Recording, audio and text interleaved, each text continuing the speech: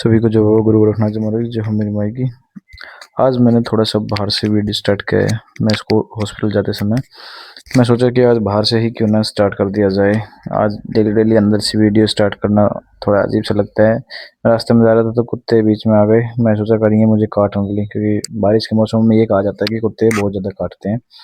तो उसके बाद में क्या था, मैं अपने यहाँ से निकल लिया। निकलने के बाद मैंने देखा कि और आज कुछ ना कुछ भूल तो नहीं रहा हूँ, क्योंकि मैं भूल इसलिए रहा था और मुझे टेंशन इस चीज़ की थी कि हमारी बाइक पकड़ ली पुलिस वालों ने और वो चौकी में खड़ी थी। तो कुछ टेंशन उस चीज़ की भी है, कुछ हॉस्पिटल्स की भी है, कुछ अपने करियर की भी है, कुछ पैसों की भी है, क्योंकि एक ही कमाई से इतना कुछ भी नहीं होता। और कमाई अगर ज़्यादा मोटी हो तब तो बात भी है, वरना एक आदमी की कमाई से घर कभी भी नहीं चलते हैं, और चलते हैं तो भी वो फिर रो रो के ही चलते हैं, फिर उसका कोई फ़ायदा नहीं होता। तो भाई इसीलिए हम अपने निकल लिए हॉस्पिटल की तरफ। और मैं कभी धीरे धीरे जाता हूँ तो इसलिए आजकल मैं थोड़ा लेट भी हो जाता हूँ, लेकिन बारिश होने के कारण हमारे यहाँ के रास्ते भी ऐसे होते हैं।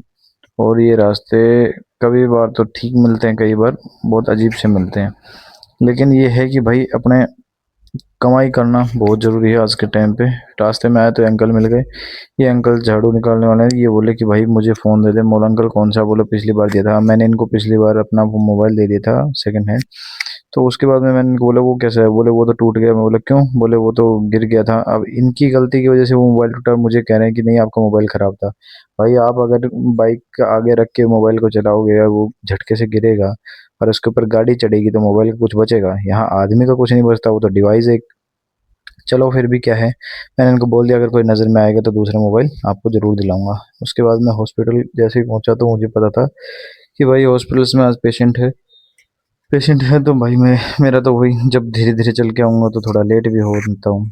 इसीलिए भाई क्या है, अपना हॉस्पिटल पहुंचा, देखा तो बाइक की गाड़ी खड़ी थी। तो मुझे लग ही रहा था आज सुबह ही पेशेंट है तो इसका मतलब पूरे दिन में पेशेंट ज़रूर रहेंगे, वरना पहले पता चल जाता है सुबह का मौसम देख के ही कि पेशेंट रहेंगे कि नहीं रहेंगे।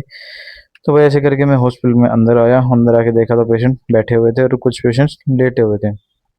सर ऑलरेडी पहले ही काम कर रहे थे। फिर उसके बाद में सर चले गए किसी काम से। सर बोले कि भाई अब मैं जा रहा हूँ, अब तू संभाल। आने के बाद में फिर मैंने संभाला तो इस भाई की प्लेटलेट कम थी। अब कुछ पेशेंट्स ऐसे होते हैं जिनको कितना भी समझा दो, कितना भी वो कर दो, उनको दिमाग अगर चाटना है तो वो चाट के ही रहेंगे आपका। बेशक आप उनको एक बार नहीं 10 बार समझा दो। अब अगर एक ही चीज़ को अब मैं इस भाई को समझाऊंगा, सारी चीज़ इसको रिपोर्ट पहले दे चुका, अब मैं इसको हर एक एक दवाई एक एक अच्छे से बताऊंगा, समझाऊंगा। लेकिन दोनों हस्बैंड वाइफ पता नहीं पढ़े लिखे भी हैं कि नहीं हैं। दिखने से तो पढ़े लिखे लग रहे हैं, लेकिन दिमाग मेरे हिसाब से बिल्कुल भी नहीं है।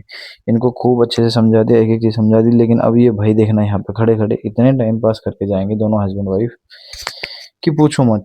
क्योंकि इनको ये तो भाई फ्री हैं अपने घर से, हम फ्री थोड़ी ना है, हमें तो अपनी ड्यूटी करनी होती है। लेकिन अगर एक ही मरीज के पीछे हम 10-10 बार समझाने में टाइम खराब करेंगे तो भाई फिर हम कहाँ जाएंगे?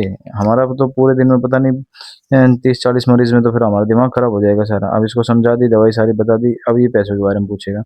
पैसों के बारे में भी इसको बता दिया एक बार बताने के बावजूद भी पता नहीं इनको सुनता है या मेरी लैंग्वेज कुछ अजीब है, मुझे खुद समझ में नहीं आता कि मेरी भाषा में कुछ तुतलापन तो नहीं है। क्योंकि मैं सबको ये पेशेंट पहला नहीं है, बहुत से पेशेंट को एक बार नहीं 10 बार बोलता हूँ ये काम ये कर लो, पता नहीं सुनते नहीं है कि जानबूझ के ऐसी हरकतें करते हैं। अब इसको पहली बार में मैंने पेमेंट बता दी। अब फिर भी इनको पता है कि पैसे निकाल रहे हैं, लेकिन फिर भी पेमेंट को एक बार नहीं 4 बार पूछेंगे। ऐसे ही दवाइयों को 4 बार पूछेंगे। अरे भाई आप मेरे से कोई 1 किलोमीटर दूर थोड़ी ना खड़े हो, खड़े तो आप मेरे साइड में ही हो। 10 बार आपको समझा दिया। अब मैं मुझे वैसे ही हल्का सा आ रहा था। फिर उसके बाद में भाई कैसे ना कैसे करके मैं बोला भाई ये फ्री हो जाए तो ठीक है, क्योंकि पेशेंट समझने के लिए राजी नहीं होता। फिर इन्होंने मेरे को पैसे दिए। पैसे देने के बाद में अभी इन्होंने मेरे को सारे के सारे बंदे पैसे दे दिए, यानी कि 500 के नोट। अब मेरे पास खुले नहीं थे। मैं बोला भाई मेरे पास खुले नहीं है।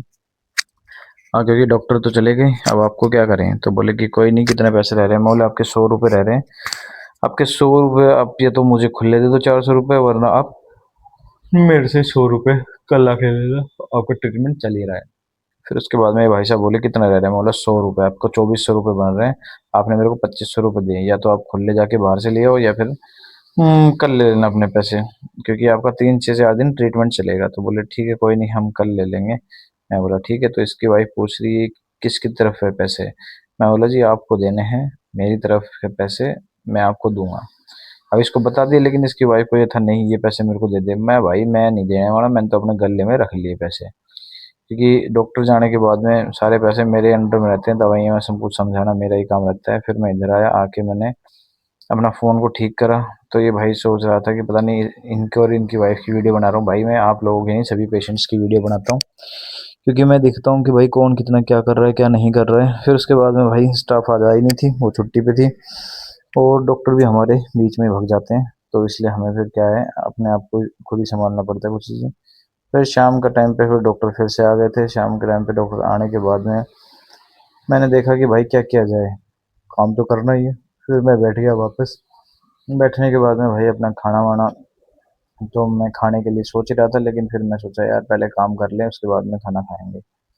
फिर जैसे ही अपना काम किया तो डॉक्टर मेरे को सामने दिख रहे थे, क्योंकि ओपीडी में पेशेंट और भी थे। तो भाई एक एक कर यहाँ पे क्या है कि पेशेंट्स एक साथ लिस्ट बना के नहीं आते, एक साथ यानी कि लाइन बना के यहाँ पे एक एक पेशेंट को एक एक मिनट में फ्री कर दिया जाता है। क्यों? क्योंकि यहाँ पे एक तरीके से ओपीडी चलती है, आईपीडी के पेशेंट्स नहीं है। आईपीडी के पेशेंट होते हैं तो उनको थोड़ी ही देर के लिए यूज करा और फिर भी भेज दिया। अब मैंने इधर आके देखा तो इतने में सर भी आ चुके थे, क्योंकि ये बच्ची जो थी सामने खड़ी, ये 1.5-2 साल की गुड़िया है और इसके बहुत ज़्यादा फीवर था। फिर उसके बाद मैंने इनको बुलाया तो ये शाम को 4:30-5 बजे 5 बजे के लगभग सर आए। अब देखो ये पेशेंट है, एक वो सुबह का पेशेंट था हस्बैंड वाइफ, एक ये पेशेंट है। अब इन बाबा ये बाबा की उम्र 70 साल प्लस है, लेकिन इनके साथ ही समझदार आदमी आए। अब इनको मैंने एक बार समझाई दवाई, इनको समझ में आ गई। एक बार पैसे बताए, इनको समझ में आ गए।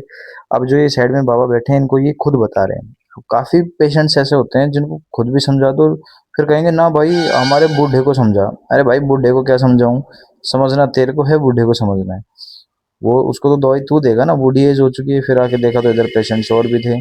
सर बोल रहे क्या कर रहा है? मैं सर मेरे कमर में दर्द हो रहा है, मैं तो अपने वीडियोस बना सक रहा हूँ। तो बोले कि ठीक है एक दो के मैं लगा देता हूँ। फिर हमारे सर ये बाबा को मैंने पैसे बता दिए, पैसे देने चले गए। पेशेंट्स थे 3 पेशेंट, लेकिन हमें ऐसे लग रहे थे पता नहीं कितने सारे पेशेंट हैं, क्योंकि पेशेंट के घर वाले भी बहुत ज़्यादा आ जाते हैं। काफ़ी बार तो इतने सारे पेशेंट आ जाते हैं और उनके साथ घर वाले इतने आ जाते हैं पेशेंट के कि पता नहीं कितना कितना क्या है।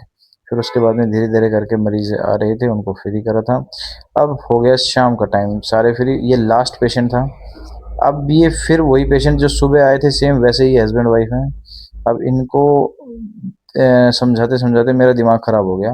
मैं सर को पैसे देने गया, फिर इनका टेस्ट लगाना था, टेस्ट लगा के इनको फ्री करना था। अब इनको फ्री कर दिया, फ्री करने में इनको आधे घंटे लग गया समझाने में। अब देखो हस्बैंड वाइफ, फिर सर मेरे को बोले क्या हो गया था। फिर मैंने सर को बताया, मैंने सर से 2 मिनट बात की यहाँ पे रुक के। वो सर इन्होंने दिमाग चाट दिया था। ऐसे ही करके डेली का काम होता है। जय श्री राम, जय माँ काल का।